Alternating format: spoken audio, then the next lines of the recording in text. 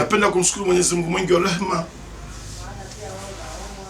kuweza kunipa uzima na kuweza kuongea na waandishi wa habari.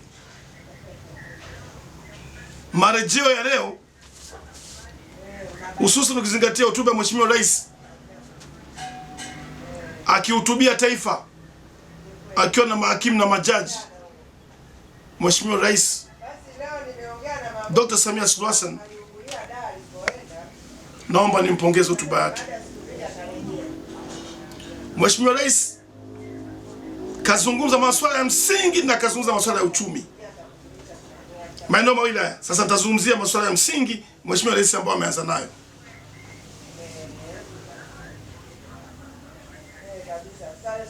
Kupitia katiba ya Jamhuri ya Muungano wa Tanzania, majaji na kupitia maadili ya utumishi wa umma, majaji wana haki ya kutumia taratibu na haki na wajibu wao katika kutunga sheria na kuwajibika katika utendaji wao wa kazi, uaminifu, uadilifu, uzalendo uliotukuka katika kutoa maamuzi ya haki.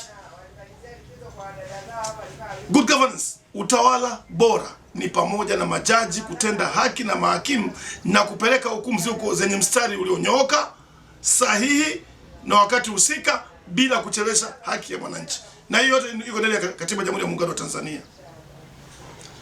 Na kuheshimu mamlaka. Ukizingatia mamlaka ya mahakama ni mwili mwingine, unatakiwa uheshimike. Kwa mfano, hukumu ya mahakama imetoka. Sasa Wizara ya Ardhi, Afya, Kilimo lazima heshimu hukumu ya mahakama. Mwelekeo unaelekea wapi? Haki ya mtu, haki ya taasisi, haki ya kitengo, haki ya utendaji wa kazi. Kwa hiyo hotuba ya Rais imezama huko kwenye uadilifu na utendaji wa kazi. Upande wa hotuba akimjibu jaji kuhusu kuwatizama mishahara na posho majaji, swala la kiuchumi Mheshimiwa Rais kalizungumza. Endapo uchumi unavyozidi kuongezeka mzuri, atatizama swala hili la kutizama mishahara. Nikaona swala la kitaalamu kajibu mishahara itaenda pia, na wakati pale bajeti itaporuhusu basi mishahara inaongezeka. Ni wazo zuri, lakini kwa sababu ni wazalendo, majaji watafanya kazi kwa moyo na ustahimilivu na kutii hotuba ya Rais.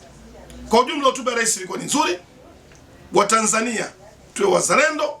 Watanzania, anachosema Mheshimiwa Rais, tufunguke, tuipende nchi yetu, tuwe wazalendo. Hakuna nchi nyingine, ni Tanzania. Tanzania yenye upendo, Tanzania yenye amani, Tanzania yenye kujisaisha. Kuna maneno aliyosema, naomba niunganishe na mnukuu, miaka 99 Mama Maria. Kuna maneno kazungumza ya utu uzima, nimeyapenda sana.